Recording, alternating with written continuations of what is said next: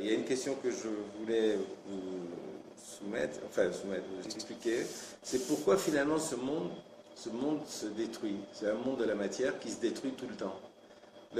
Quand on étudie les textes, on voit que l'autre monde, le monde des Neshamot, le monde qui est de l'autre côté, de là où on vient. Parce que sachez une chose, c'est que, comme je vous l'ai dit, il y a ici, on va dire, bon, moi j'ai 61 ans, donc on va dire 80 ans. Voilà, il y a 80 ans, où étions-nous tous? On n'existait pas. Donc, et dans à peu près 80 ans, plus personne d'entre nous ici n'existera. Donc, si vous voulez, il faut se poser la question d'où venons-nous et où allons-nous? C'est-à-dire de quel monde nous venons, qu'est-ce que nous sommes venus faire ici dans ce monde et où allons-nous après? Alors, c'est vrai que tout est dans ce monde et tout est fait pour occulter cette chose-là. Et tout est mis en place, si vous voulez, pour qu'on soit intégré dans ce monde bien comme il faut. Donc, il va y avoir des tas de choses. Moi, quand j'ai commencé mes cours, il y en a un qui m'est venu. Ah, tu sais, il y a un monsieur Harari qui a prouvé que le monde avait 45 milliards d'années, ou 40 millions d'années, ou je sais pas quoi, qu'on était tous des cannibales, que si, que ça, enfin, voilà. Enfin, si vous voulez, il y a des tas de choses qui sont dites, mais en fait, tout ça, c'est comme Darwin. Voilà, Darwin. Vous connaissez l'histoire, la fameuse histoire du petit garçon qui va voir sa maman et il dit maman, de qui on descend? Alors la maman, elle lui dit on descend d'Amarichon. Alors il va voir le papa et papa, de qui on descend? Papa, il dit on descend du singe. Darwin, il a dit on descend du singe, on descend du singe. Alors il retourne voir sa mère et il dit maman, toi tu me dis qu'on descend d'Amarichon, mais papa, il dit qu'on descend du singe. Alors la mère lui dit tu sais, ton père, il t'a parlé de sa famille à lui, et moi, je t'ai parlé de la mienne.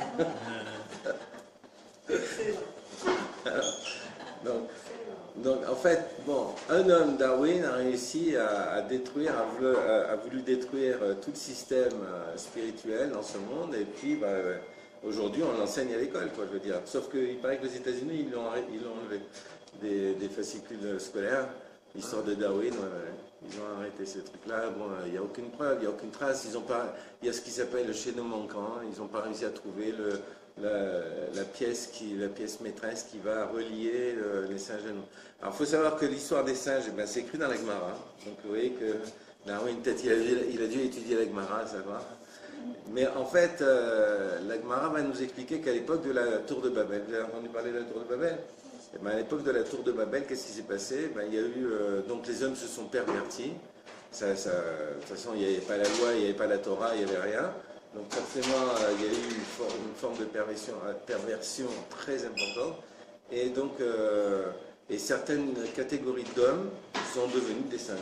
Ils sont descendus. Alors, la Gemara nous explique comment ça se passe, que le processus qu'il y a eu, que ces gens-là sont devenus des gens de ce qu'on appelle des chédim, des singes. C'est-à-dire, ils sont descendus, au lieu de...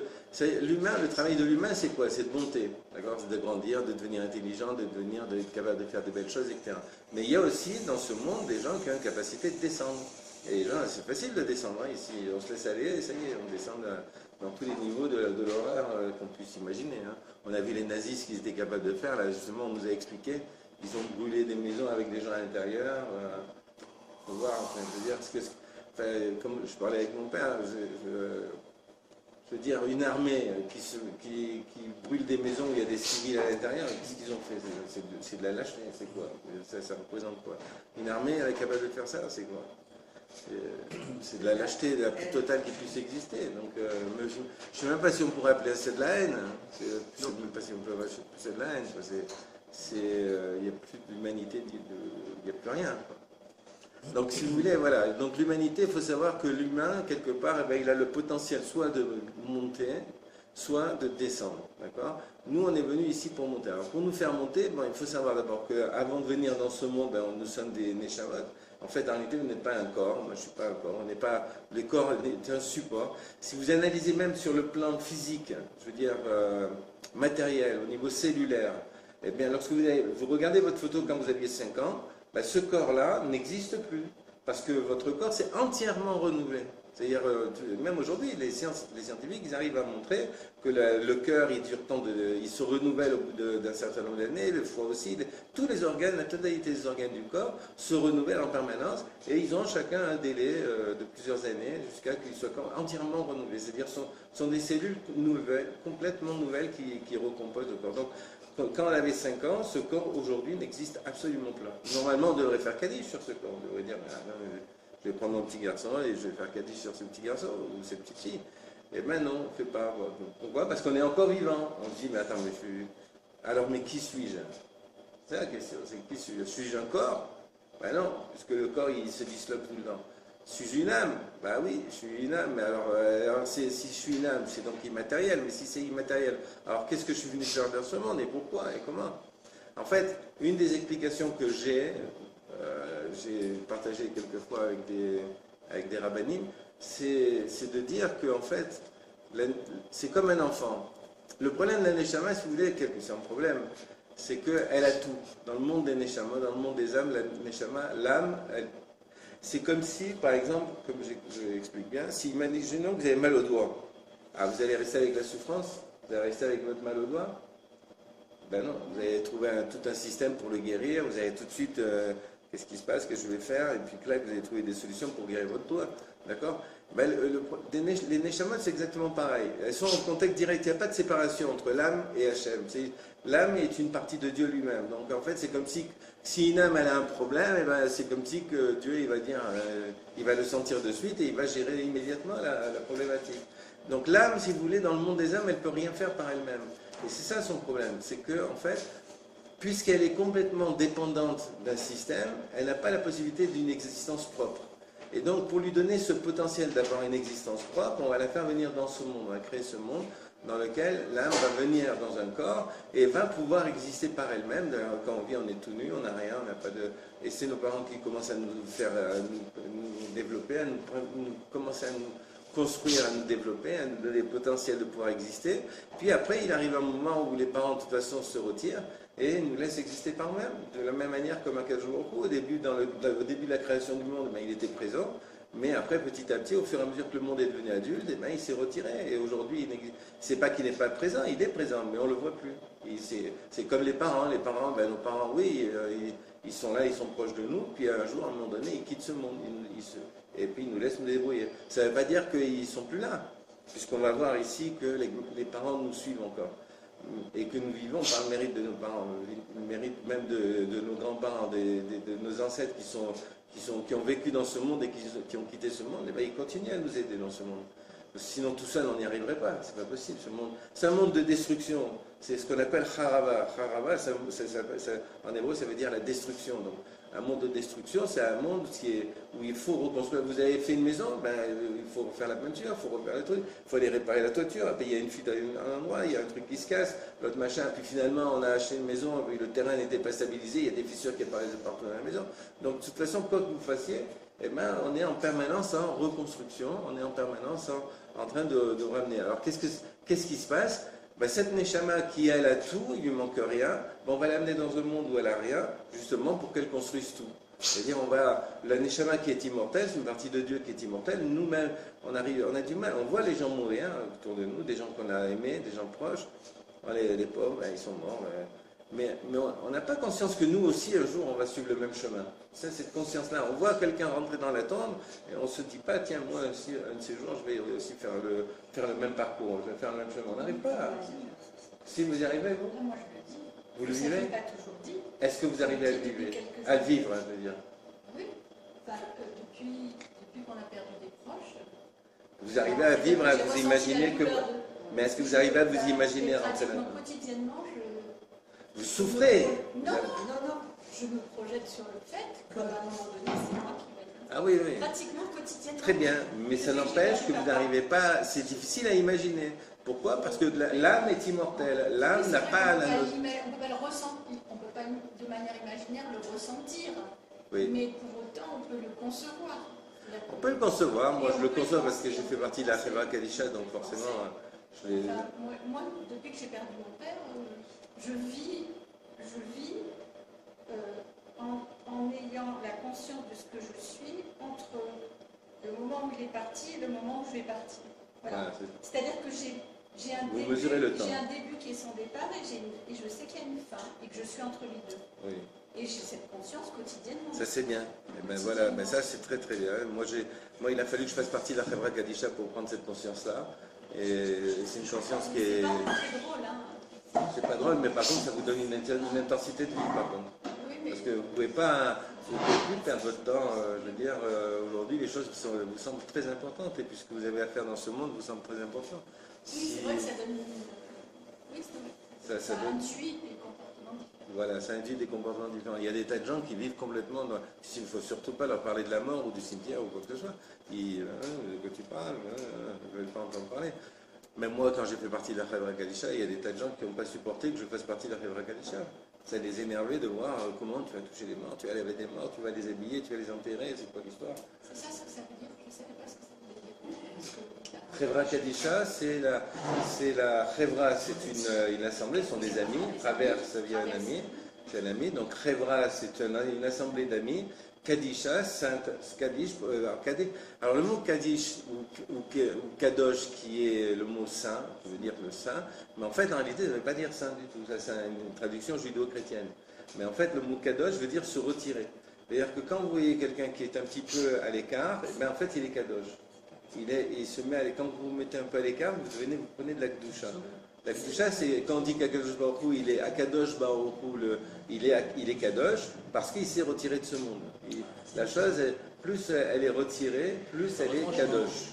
Kadosh, ça veut dire se retirer. C'est le retranchement, c'est une forme de retranchement, oui. Mais c'est pas un retranchement genre, vous êtes retranché du peuple d'Israël, non, pas du tout, c'est pas ça. C'est qu'en fait, en réalité, on va se retirer de ce monde. On recule de ce monde matériel. On commence à prendre, notre rapport avec la matière devient de plus en plus... c'est pas ce qu'on appelle le Tzimtzum. C'est pas encore le Tzimtzum, ça c'est autre chose. Dieu s'est mis en retranchement, il s'est mis en retrait, c'est ça en fait, c'est oui. le retrait. Hein. Pire, il s'est contracté pour nous laisser voilà, la place. pour nous laisser la place. C'est-à-dire, c'est comme par exemple, je ne sais pas, vous avez des enfants, je suppose, et vos enfants, à un moment donné, quand vous les voyez qui commencent à flirter à droite à gauche, vous les voyez en train de s'amuser, vous voyez qu'ils sont en train de préparer un mariage, une union, ils sont en train de préparer leur vie à eux, quelque part, des fois on sait qu'ils vont se casser la figure, on essaie de les protéger, mais on n'y arrive pas alors, donc on se retire. On essaie de décadrer quand même. Comment? On essaie de décadrer quand même. On essaye, mais c'est... Voilà, il faut les aider à se relever. C'est en forgeant qu'on devient forgeron. Voilà. Mais c'est comme ça que... que Léonard de Vinci. Ouais. C'est comme ça qu'il fait Akadosh Baruch Hu, c'est qu'il nous laisse nous casser la figure et puis il nous aide à nous relever. Voilà. Puisque même dans la prière de tous les jours, on dit Bechol Saratan Lotsa. Dans toute leur souffrance, c'est sa souffrance à lui. C'est lui qui souffre de nous voir souffrir. Donc il est là avec nous en train de nous aider. Alors, mais il nous aide par derrière. Il nous aide en ombre. C'est une ombre qui est là, qui nous aide, qui essaie. Mais en fait, en réalité, ici dans ce monde, c'est à nous de faire. Donc il va faire en sorte que ce soit quand même nous que nous ayons le sentiment d'être les décideurs de notre vie. Et ça, c'est extraordinaire. Et donc, après, à la fin de notre vie, quand on va retourner dans notre monde, on va retourner avec notre parcours sur Terre. Qu'est-ce qu'on a fait? C'est comme vous avez fait une année de classe, et puis à la fin, c'est sanctionné par un diplôme. Et maintenant aussi, on va avoir un diplôme. Alors justement, on va revenir un petit peu à la suite. Donc, la première partie, on a vu que ça a été rejeté par la Gemara, parce qu'elle dit que peut-être quelqu'un est mort entre-temps et a assisté à la dispute qu'il y avait entre la femme du chassid et cette femme-là. Et donc, c'est cette femme-là qui a été racontée aux enfants qui étaient sous terre, leur raconter ce qui s'était passé. Alors, la Gemara, donc, sur ce truc-là, alors maintenant, elle va revenir, elle va dire Tashma. Tashma, ça veut dire, viens, écoute, je vais te raconter. Des Ziri. Ziri, c'est un tzaddik. Alors, Ava, Mafkid, Zuzi, Gabriel, Shpudanita, Adeati. Alors lui, qu'est-ce qu'il fait? Il doit aller voir Rav. Il va, vous savez qu'il se déplace. Avant, ceux qui avaient des questions, souvent, ils allaient voir les rabbanim, et donc il allait voir un homme qui s'appelait Rav. Rav, pour vous donner une idée, Rav a vécu 400 ans. C'est des choses qu'on n'arrive pas à expliquer ici, mais il faut savoir qu'il a vécu 400 ans. Ça se passait quand ça? Ça s'est passé il y a à peu près 2500 ans, entre 2000 et dans les 2200 ans, on va dire, à peu près, l'époque de Rav. Puisque Rav a vécu Je ne vais pas rentrer dans les détails. Alors, donc lui, qu'est-ce qu'il a fait? Il devait aller voir Rav. Et donc, il a été dans une auberge. Il a vu l'aubergiste, c'était une très jolie femme, et il lui a donné l'argent. Donc une bourse d'argent. Vous savez que quand vous allez dans une auberge quelque part, vous allez voir le responsable de l'auberge. Vous dites, vous avez un coffre fort, j'ai de l'argent à déposer, donc je vais vous donner de l'argent pour garder au coffre. Donc il lui a donné cet argent. Entre-temps qu'il est parti voir Rav et qu'il est revenu pour récupérer son argent auprès de l'aubergiste, eh bien figurez-vous que l'aubergiste, elle est morte. Shrivé, elle est morte. Entre-temps, elle est morte. Le temps qu'il aille voir Rav et qu'il revienne, tac, elle est morte. Qu'est-ce qu'il fait? Aza el Batar le Khatser Mavet, il est parti au cimetière. Et il vient devant la tombe fraîchement creusée de l'aubergiste, qui était une très belle femme, et il lui dit Zouzika, où est mon argent? Alors Amra, elle va lui répondre, regardez, elle va lui répondre, et elle va lui dire Zil shakin lehu mitute batsonara bedadashan plan. Tu vas aller le chercher sous la porte d'un tel, sous le gond de la porte d'un tel qui est dans la maison à tel endroit. À cet endroit-là, j'ai cassé ton argent à toi. Et alors, regardez bien, c'est ça qui est très extraordinaire, c'est qu'elle va dire comme ça Ve'ema leima, et tu vas dire à ma mère Tajdeli masreke dekevota derkoule beade plunita dertialimachar. Tu vas demander à ma mère qu'elle donne mon rissil et mon rouge au jour entre les mains de telle femme qui vient chez nous demain. Qui va mourir. Donc, qui va mourir. Qu'est-ce que vous en pensez de ça? Alors c'est quoi l'histoire? Chez nous, chez les morts, donc elle va mourir. Ah, chez nous, je crois que c'est chez nous. Eh oui. C'est ça qui est intéressant, c'est que savoir, c'est que elle dit donc à Zeiri, elle lui dit, tu vas dire... Elle annonce que la femme va mourir. Elle annonce déjà qu'il va y avoir quelqu'un qui va mourir. Et donc l'Admara va utiliser ça en disant, bon, tu vois bien qu'ils savent qu'est-ce qui se passe chez les vivants, puisqu'ils savent déjà même ceux qui vont mourir. Alors donc ils savent tout. Alors l'Admara va rejeter. Mais en fait, ce qui est intéressant à savoir ici aussi, c'est qu'elle va lui demander, elle va dire, dis à ma mère qu'elle m'amène avec moi, qu'elle donne entre les mains de cette femme-là qui va mourir demain, qu'elle donne le rissil et le rouge au jour. Alors, comme si on pouvait se maquiller sous terre. Alors en fait, en réalité, voilà, je vais vous expliquer pour que vous compreniez bien les choses. Nous, quand on vient dans ce monde, on vient et on continue à exister pratiquement presque toute la vie. Encore, on arrive à éliminer progressivement certains traits de caractère de l'âme elle-même. Et on arrive à revenir à être des humains, c'est-à-dire la jonction entre l'âme et le corps. Je vous explique. Dans le monde des âmes, on ne fait que recevoir. On fait que recevoir. On est complètement, si vous voulez, pieds et poings liés, on n'a pas le choix, on fait que recevoir. Donc dans ce monde, quand on vient dans ce monde, on fait aussi que recevoir de nos parents. Mais à un moment donné, on commence à exister par nous-mêmes. Par contre, on continue à fonctionner comme ça. C'est-à-dire qu'on vit quand même relativement, on a une vie ce qu'on appelle attentiste. Attentiste, ça veut dire on attend que les choses se fassent. Ah, il faudrait faire ça. Ah quoi, il n'y a personne qui l'a fait encore? Ah mais non, il faudrait quand même le faire. Quoi, il n'y a personne qui veut le faire? C'est-à-dire, personne ne va se dire, mais c'est moi qui vais le faire. Vous comprenez? On vit en attentiste. On attend du monde que le monde agisse. Ah, il y a la crise. Ah ben, qu'est-ce qu'ils vont faire pour la crise alors? Ben vas-y, bouge, tu vas travailler toi, et en partant de travail, tu vas éliminer un petit peu, tu vas grignoter de la crise. Alors non, on attend que, qu'est-ce qu'ils font le gouvernement? Ah, c'est Hollande, ah, c'est ci, ah, c'est ça. Ben, il faut savoir, c'est quoi l'histoire? Donc si vous voulez, on est attentiste. Vous comprenez ça? Mais le problème qu'il y a, c'est que quand on vit toute une vie dans ce monde, on devient matérialiste, parce qu'on est bouffé par ce corps qui a des besoins permanents, qui se détruit, comme je vous l'ai expliqué hier, et qui a des besoins. Donc on va travailler, il faut gagner de l'argent, il faut faire ci, il y a plein de choses à faire. Et donc en fait, en réalité, quand on repart dans l'autre monde, on peut être comme ça. Alors maintenant, regardez bien. Il y a dans la Torah un principe comme ça qui dit « Tzarat harabim chatzin nechama ». La souffrance de plusieurs, c'est une demi-consolation pour soi-même. C'est-à-dire de voir les gens souffrir quelque part, eh bien, je sais pas. Mais en même temps, ça nous rassure sur nos propres souffrances. C'est-à-dire, tout le monde souffre, puisque le corps il se détruit déjà par essence. Notre argent il se disparaît en permanence. Il a beau gagner de l'argent, il s'est envolé où il est. Où il est passé. Alors, donc on se détruit en permanence. Donc on souffre, tout le monde souffre, on est malade, on a des trucs, on a des problèmes, des machins comme ça. Chacun a à sa dose de souffrance. Mais maintenant, le problème qu'il y a, c'est que des fois, quand on se retrouve seul à souffrir, on se dit quand même, la vie est dure, c'est dur, c'est dur. Puis après, ah, tu sais, il est arrivé un truc à celui-là, ah moi, il est arrivé un truc à celui-là. Et ça me calme ça me calme, ah, ben, c'est pire, il a reçu pire que moi, lui. Alors, lui, il a le cancer, ou il a je sais pas quoi. Alors, donc, quand vous voyez la souffrance des autres, c'est une demi-consolation. Donc le problème qui se pose, c'est que puisque la souffrance des autres est une demi-consolation pour soi-même, c'est pas une consolation complète, c'est une demi-consolation. Eh bien, on a une tendance à la chercher, cette souffrance, chez les autres. On a une tendance à voir le mal chez les autres. Eh bien oui, parce que plus je vois les gens faire des bêtises ou faire des... Eh bien, ça me rassure sur mes propres bêtises. Par exemple, moi, j'ai la tendance à me tâcher. Je mange, et hop, quand je vois ma femme qui se tâche, je dis, ah, tu vois, je ne suis pas seul. Donc,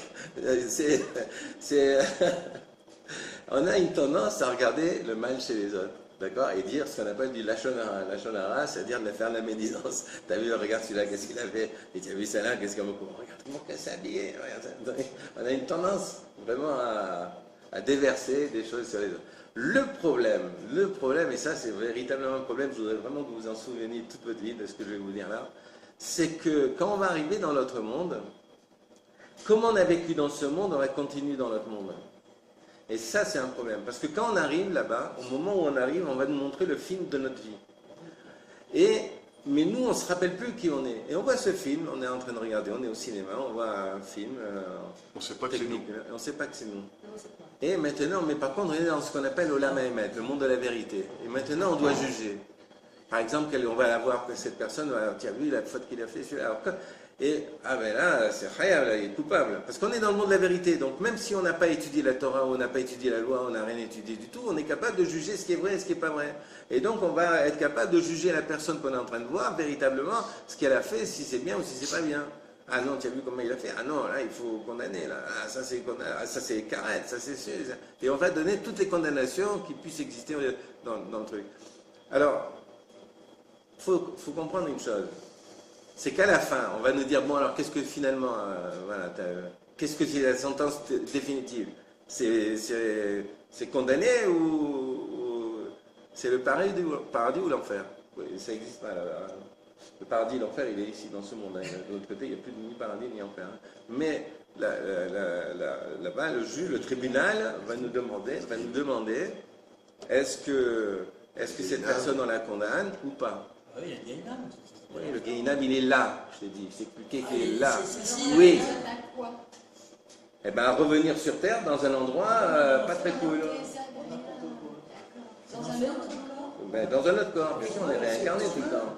Vous êtes réincarné, vous ne savez pas, vous êtes réincarné. Mais le Gehinam, là, on On parle est bien. tous des réincarnés. On parle bien du Gehinam quand même. Ben, il est là. Comment ça, il est là? Ben, il est là. C'est-à-dire que quand tu vas revenir, tu vas revenir. Dans un corps, dans cette vie. Tu reviens dans le corps de, je sais pas moi, par exemple, même tu as fait des grosses bêtises comme les Allemands, ils reviennent en permanence dans des cochons, qu'on les coups contre le je sais pas, ouais. On revient ici, la réincarnation c'est ici, on est réincarné ici, et on est réincarné, ben, si on est jugé, alors le pire, c'est que qui va prononcer le jugement, c'est nous-mêmes. Mais alors, l'opposé du Gehinam, alors c'est quoi? C'est le Gan Eden, mais c'est ici Il est aussi. ici aussi. Ben oui. C'est une- Qu'est-ce que tu préfères, la vie de Bill Gates ou la vie de je sais pas qui? Alors, tu choisis. Ceux qui sont entre les deux comme nous. Comment? Ceux qui sont entre les deux comme nous. Eh ben, c'est comme nous, voilà. Ben, nous, on est entre les deux. Parce que moi, si c'est l'enfer, mais je vais vous dire franchement, c'est pas mal l'enfer. Hein. Ben oui. Moi, je voudrais bien revivre ma vie un peu Ouais. Alors, Vivre l'enfer, maintenant, ça suffit. voulez-vous que je vous donne un tuyau? Non, vous comprenez ce que je veux dire? J'ai bien compris. Je vais vous donner un tuyau. Cher Jackie, je vais vous donner un tuyau. Il en a besoin. mais là, Alors, le tuyau, c'est quoi? C'est qu'il faut absolument C'est une canalisation apprendre complète. dans ce monde, il faut, et dans cette vie que nous sommes en train de vivre, il faut apprendre à juger l'autre avec des circonstances exténuantes. Vous connaissez ça? C'est exténuant de trouver des qualités aux gens. souci l'histoire de la pluie. Quoi? L'histoire de la pluie qui fait qu'on voit l'autre plus petit. Ah non, je savais pas. C'est que nous, on ne voit pas, on ne sait pas si On a- aussi ils nous voient. Bah oui, mais c'est ça. ils sont- Tu savais que c'était l'enfer ici, toi? Non, Dans ça les peut- livres, non. Non, non, non. Ça peut l'être. Ça ne veut pas dire que ça l'est. Ça peut l'être. Mais non, si. Oui, mais c'est pas la même expression. C'est genre dire, ah, j'ai l'enfer, mais c'est l'enfer, c'est pas l'enfer. Mais si, il y a des Bah oui. C'est une expression. Ah, moi, c'est l'enfer. C'est une expression, tu sais, il n'y a pas beaucoup d'expressions qui ne sont pas vraies. La plupart des expressions, elles sont vraies. Il faut comprendre une chose, c'est que tu as deux solutions. Soit tu continues à fonctionner dans ce monde en essayant de trouver la critique à tout le monde. Facile de critiquer les gens, il y a des critiques, on en trouve à tout le monde. Alors de critiquer, et encore de critiquer, ben Baruch Hashem, tout le monde peut être capable de critiquer. C'est un sport national, de trouver le mal chez les gens, c'est très facile. Hein. Voilà. Alors maintenant, d'être capable, parce que je vais t'expliquer une chose. De la même manière que dans une journée, tu as 12 heures de jour, 12 heures de nuit. Dans chaque chose, tu as du positif et du négatif. Est-ce que tu es capable de trouver du positif dans les choses? C'est ça le truc. C'est que si tu fréquentes une communauté, maintenant une communauté, dans une synagogue, va dans une synagogue, tu vas voir comment que les gens ils se cassent du sucre sur le dos tout le temps. C'est en permanence. Il n'y a plus de vie dans cette histoire-là. Pourquoi c'est dans une île déserte, il y avait un gars, un juif, il était avec une synagogue, et puis les gens ils sont venus, ah, vous avez fait une synagogue, c'est extraordinaire. Ah, mais il y a une autre synagogue. Alors, ah, ça c'est quand je suis pas content de cette synagogue. Mais il était ça. Donc, alors, je vous coupe un instant, Léon. Comme on dit, quand on monte, oui. on est, généralement, on a un an d'enfer. C'est le film. C'est le temps de film que tu dois voir, le film de ta vie. En fait, tu as vécu 70 ans ou 80 ans. Cette année, on te montre tout. Eh ben, tu vas voir ton film, le film de ta vie. Sans savoir que c'est toi. Sans savoir que c'est toi. Et tu as oublié. C'est pour ça que, par exemple, à la fin de la Mida, on doit dire un passouk avec la première lettre de notre prénom et la dernière lettre de notre prénom en hébreu. Oui. Voilà. Pourquoi? Parce qu'on ne se rappelle plus. On a oublié, parce qu'on n'a plus le cerveau, on est déconnecté du corps, donc on n'a plus le cerveau. Donc maintenant on est en train de se voir et on va se juger. Maintenant, si toi déjà de ton vivant dans ce monde, tu as pris l'habitude de juger les gens favorablement, eh bien tu vas, même ce film, tu vas dire, ah ben oui, normalement là je vois qu'il a fait une faute, mais quand même vous avez vu le parcours qu'il a eu, d'où il vient, comment il fait, etc. Mais c'est pas un enfer quand même. Ah mais moi je veux dire, quoi? C'est pas un enfer. L'enfer, on se fait taper dessus, on machin, tout ça. Comme le corps qui est dans le cercueil. Ça c'est la vision judéo-chrétienne. D'accord. C'est pas où. Retirer les écorces du corps. Bah oui. Je ne veux pas vous dire. On ne va pas parler de ça. Non, mais les il y écorces, a des choses que je ne veux pas parler. C'est vrai qu'il y a des gens dans ce monde. Il y a des gens dans ce monde. Voilà, on parle par exemple de Titus qui a détruit le temple, qui a fait des choses absolument abominables dans le temple. Lui, il s'est sauvé après avoir détruit le temple. Vous savez, le Romain Titus. Il s'est sauvé en bateau et en hurlant, moi j'ai gagné Dieu. Et Dieu il lui a dit, ah bon, tu as gagné Dieu, ok, d'accord, je vais prendre la petite créature de ce monde et je vais te montrer qu'est-ce qu'elle est capable de faire de toi, le géant. Et donc il lui a fait entrer une mouche dans le nez, par la narine, qui est montée au cerveau et qui lui a bouffé le cerveau. Et quand il est mort, ils ont ouvert son cerveau et il y avait un petit animal qui était à l'intérieur. Il s'est nourri de son cerveau. Donc en fait, en réalité, il faut savoir que l'enfer, il est ici. C'est-à-dire que les gens, ils croient, il y a des souffrances dans ce monde. Il vaut mieux rester tranquille, quoi. L'enfer, il est là. On est réincarné. Il faut comprendre qu'on est réincarné. Donc, de toute façon, vous avez tous maintenant vécu aujourd'hui, vu à la télévision des émissions sur ce qu'on appelle les morts imminentes. D'ailleurs, les gens qui sont morts, qui sont revenus, et qui vous disent, on a vu un monde de sérénité, un monde de sérénité. Mais ce qu'ils disent, c'est écrit dans le Zohar. C'est déjà écrit dans la Torah. Je voudrais poser une question. Oui. C'est peut-être très, je ne sais pas. Bon, tant pis. Oui, on se la jette, allez.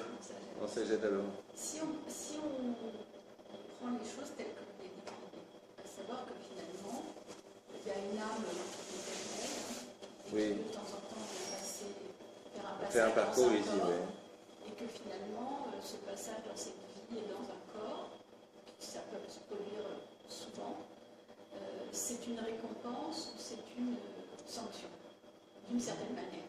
Oui. Est-ce que tous ceux qui ont vécu l'enfer dans les camps ont vécu l'enfer? Ça, c'est l'enfer. Est-ce que ils l'ont vécu parce que finalement ils avaient vécu des premières vies qui étaient bannées avec des bons comportements, qu'ils ont été mal jugés et qu'on les a renvoyés Alors, dans c'est ces très corps-là compliqué parce que... pour vivre l'enfer à titre de sanction, Ouais. est-ce qu'on peut aller jusqu'à dire que c'est pour ça que j'ai des précautions dans ma question. Est-ce qu'on peut aller jusqu'à dire que finalement, voilà, c'est parce que c'était mérité. C'est grave, hein, ce que je suis en train de dire, excusez-moi. Mais... Rien n'est mérité dans ce monde. Voilà. Alors, c'est assez ça, si on tire jusqu'au bout la logique de ce que vous nous racontez.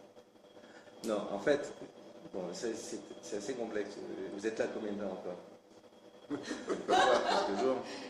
Vous devez repartir? Oui, on part dans une dizaine de jours. Ah, ben vous êtes là quelques jours encore. Moi, je suis là encore jusqu'à dimanche prochain. Si vous avez la patience de pouvoir venir m'écouter, un fou comme moi, à ce moment-là, je pourrais répondre à votre question. J'ai des réponses à votre question. Sachez que personne n'a pu passer l'enfer de la Shoah sous prétexte qu'ils n'ont pas pratiqué la Torah. Ou prétexte parce qu'ils étaient loin, ou prétexte parce qu'ils n'ont pas mis les tefilines, ou prétexte qu'ils n'ont pas fait ce genre de choses-là. Nous, quand vous avez été créés, nous sommes issus d'une éjaculation. Vous êtes rentrés dans la matrice de votre maman. Est-ce que vous saviez combien il y avait de petits copains avec vous? Non, non. Ben oui, moi j'ai parlé avec des médecins, des gynécologues et des médecins et des scientifiques. On est à peu près 6 millions. Donc pour créer un être humain, il faut 6 millions de morts. Pour créer un pays, il faut 6 millions de morts. Le problème qu'il y a, c'est que si vous considérez que la mort, c'est la fin de la vie et qu'après la mort, il n'y a plus rien, je comprends votre question. Mais si vous savez que la mort, en fait, c'est l'arrêt, la personne va arrêter de mourir, en fait, le jour où on va quitter ce monde, on va arrêter de mourir, c'est-à-dire vous inversez le système. Sachez que c'est ici que nous mourons. Lorsque nous passons de l'autre côté, lorsque nous sommes enterrés, on arrête de mourir. C'est ça qu'il faut comprendre. C'est pas qu'on va mourir, c'est qu'on va arrêter de mourir. C'est comme ça qu'il faut le voir. Du coup, ça inverse la vision. Il faut appriver. Ben, c'est dur parce que même moi, quand j'ai étudié les textes et j'étais avec les rabbinim, ben, petit à petit, j'ai mis du temps avant d'inverser cette vision-là. J'ai mis du temps. C'est pas quelque chose. Nous, malheureusement, on a grandi tous dans une situation judéo-chrétienne, dans un système judéo-chrétien où moi, j'ai été bombardé par. D'abord, même quand j'étais petit, on a été en colonie de vacances où on nous amenait carrément la colonie, nous amenait en église, dans les églises, on faisait la messe. Donc, si vous voulez, on a une éducation où on a vu, et même à l'école, lorsqu'on va à l'école, tout ce qu'on nous a balancé dans la tête, quoi. Si à l'époque ils ne mangeaient pas du cochon, c'est parce qu'il faisait chaud, il n'y avait pas de moyen de conserver le cochon, et donc à cause de ça, effectivement, il y avait le ver solitaire et des trucs comme ça. Mais en fait, il faut savoir que tout ça c'est faux. Et si vous étudiez la Torah, vous allez comprendre pourquoi c'est faux. Vous allez comprendre pourquoi on ne va pas manger du cochon. Mais il faut étudier. Si vous étudiez, toutes ces questions-là vont être répondues. Parce que la Torah, elle n'a rien laissé de côté. Il n'y a rien qui est laissé au travers. Rien. Je peux vous assurer que rien. Tout est véritablement... C'est extraordinaire. Enfin, je veux dire, si vous regardez rien que ce texte-là, vous avez des milliers et des milliers de pages de commentaires, des milliers de commentaires. C'est énorme. Et c'est écrit, même moi, j'arrive plus à le lire. Il faut une loupe maintenant pour arriver à lire ça. Donc maintenant, ce que je fais pour étudier, je me mets à l'écran de l'ordinateur et je monte la taille de l'image. Si j'arrive plus. Mais c'est énorme, les commentaires qu'il y a là-dedans. Et puis, donc, tout est expliqué. Et en fait, c'est pas expliqué sous la forme, dans la façon dont je suis en train de vous parler. On vous le met sous forme de quelque chose que vous devez comprendre.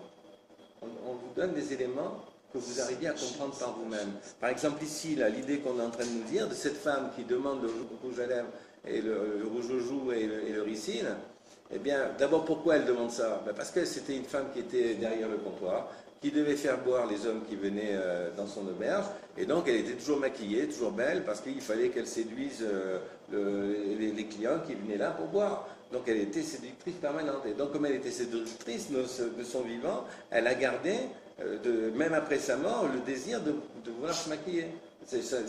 C'est rentré dans son âme. Et donc après, si vous voulez, le problème qu'il y a, c'est qu'une fois que c'est rentré dans son âme, c'est difficile de le faire sortir. Donc si vous voulez, après, quand vous allez voir même vous allez voir des rabbins, vous dites, mais quand même la Torah, ça donne la joie. On les voit, on a l'impression qu'ils sont tristes, etc. En fait, non. C'est que plus vous vous retirez de ce monde, de votre vivant, plus quand vous partirez dans l'autre monde, eh ben, vous irez... vous aurez pas de mal à quitter ce monde. Par exemple, dans la Gemara, cette Gemara-là, justement, c'est pas très loin, il faudrait que je retrouve. dans cette Gemara-là, on va dire qu'il y a 903 façons de mourir. La plus facile, c'est comme quand on retire un cheveu d'une bol de lait. Alors, c'est incroyable. C'est quand on va vous retirer votre neshama de ce corps, et ben, soit on vous le retire comme un cheveu qui va sortir d'un bol de lait, donc ça va sortir tout seul. Soit, eh ben, c'est comme quand vous savez à l'époque, je ne sais pas si vous avez connu ça, quand on prenait de la laine, quand vous avez des matelas qui étaient bien tassés, alors on défaisait les matelas, on mettait la laine dans des cardans, je sais pas quoi, et il y avait donc une planche comme ça avec des clous en ça, et on cardait la laine, si vous voulez, pour la... Alors il y a des gens, leur neshama, elle va sortir comme ça. Pourquoi? Parce que l'homme, il est tellement attaché, l'homme, la femme, tellement attaché à ce monde qu'on ne peut pas sortir. La neshama, elle ne veut pas sortir, elle ne veut pas quitter le corps. C'est pas seulement ça, c'est en plus de ça, les gens qui ont été attachés à l'argent d'une manière colossale, qui ont des biens, des maisons, des appartements, des richesses, des fortunes, ben, ils n'acceptent pas l'idée d'abandonner ça. Ils ne l'ont pas abandonné de leur vivant, tu veux qu'ils l'abandonnent quand ils vont quitter ce monde, ils ne l'abandonnent pas, mais moi ça c'est à moi, ils voudraient presque qu'on les rentre avec eux dans le cercueil. Oui, c'est ça. Donc faut comprendre que tout ça, il faut arriver à avoir un certain détachement de tout ça. Il faut arriver, alors donc vous avez la vie matérialiste, la vie spirituelle, donc nous ici on est entre les deux, il faut arriver à essayer de... C'est pour ça qu'on donne la tzedaka, on aide les gens, on aide les pauvres, il y a des milliers de mitzvot qui sont justement à aider, pour nous obliger à prendre l'habitude que finalement, ben, on doit sortir.